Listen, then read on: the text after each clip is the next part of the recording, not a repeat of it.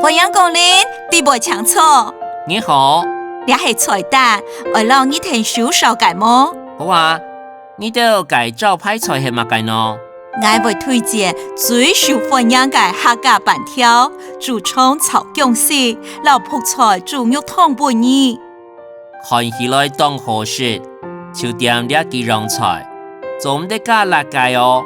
冇問題，老你講我，你竹蔥炒薑絲係當好食嘅菜啊！人講冷天菜頭，熱天薑，成法唔是上肉風哦。